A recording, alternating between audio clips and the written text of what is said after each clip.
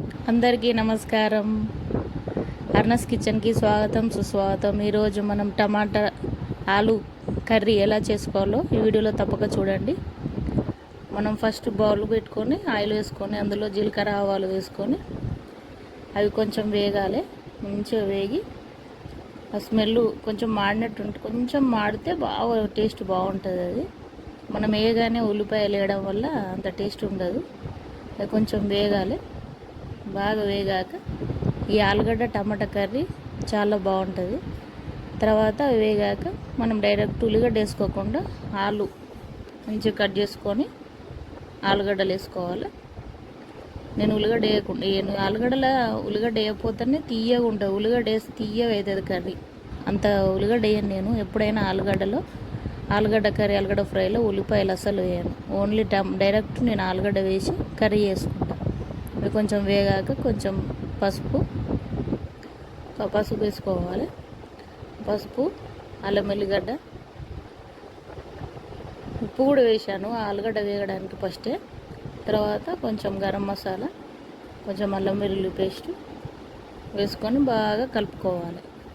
ఆలుగడ్డ మంచిగా అలా మొత్తం అన్నీ మిక్స్ అయ్యేటట్టు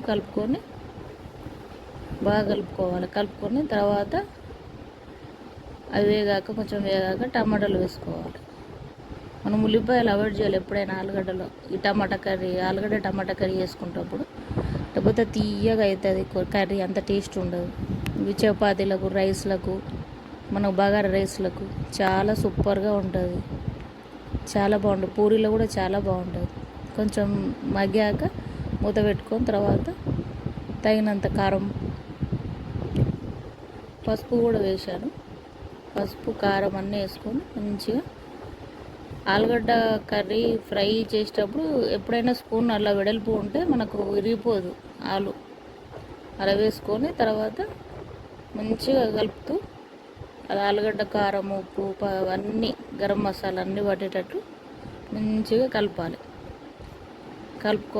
అలా కలుపుకుంటే మంచిగా ఆలుగడ్డకు తీయ కాకుండా మంచిగా టేస్ట్గా ఉంటుంది. తర్వాత మనకు కొంచెం గ్రేవీ కోసం వాటర్ పోసుకొని మంచిగా కలుపుకోవాలి.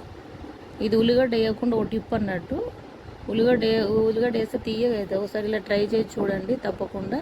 నా వీడియోలు చూస్తున్నారు కానీ సబ్స్క్రైబ్ చేసుకోవట్లేరు. తప్పకుండా సబ్స్క్రైబ్ చేసుకోండి నా వీడియోను.